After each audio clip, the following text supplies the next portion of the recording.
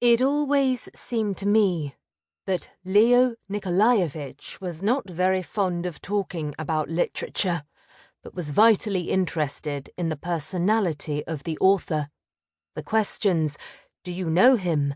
What is he like? Where was he born?" I often heard in his mouth, and nearly all his opinions would throw some curious light upon a man. Maxim Gorky.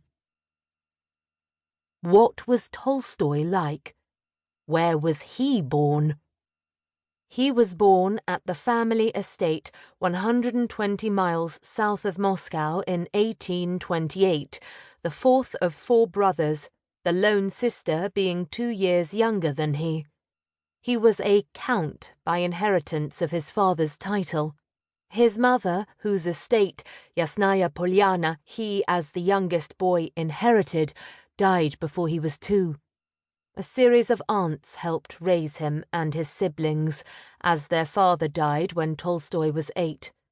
Tolstoy spent many of his teenage years with an aunt in Kazan, 1,000 miles east, and became a student at the university there, but the brilliant boy didn't like being taught, and after switching fields of study, during which time he read voraciously on his own, he left the university at age 18 and moved back to Yasnaya Polyana, where he indulged in gambling, women, and music.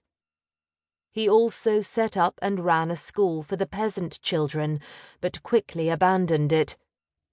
His letters as a young man usually brim with resolution and confidence, but sometimes they're full of regret over his moral failures.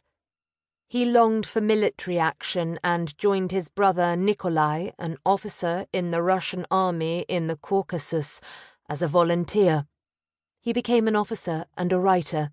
At 24, he published Childhood, the first of 3 semi-autobiographical novels.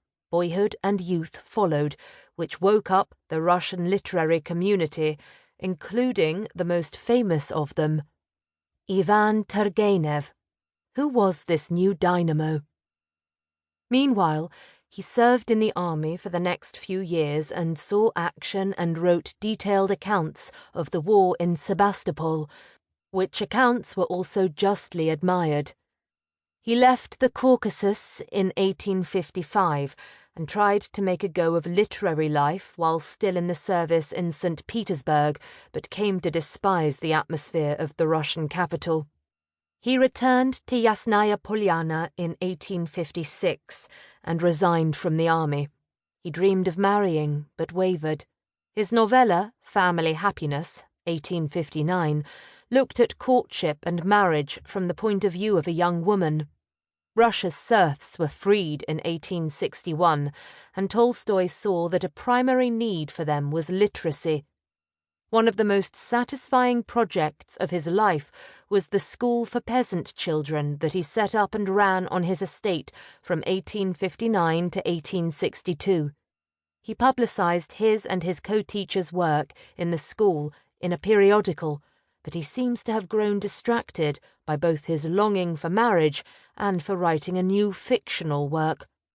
A Moscow family he and his family had known for years, the head of which was a doctor in the Kremlin, kept attracting his attention, particularly the youngest daughter, 18-year-old Sofia Andreevna Bears.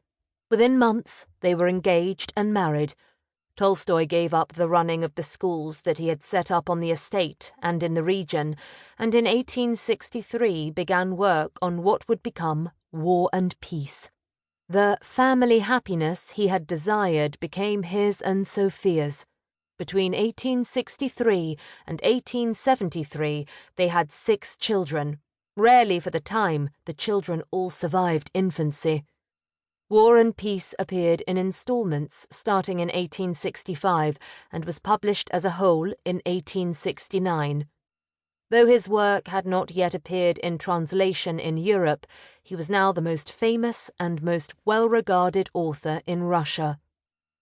But what was he like?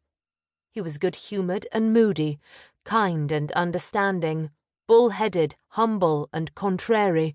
He had terrific energy and long periods of aimlessness.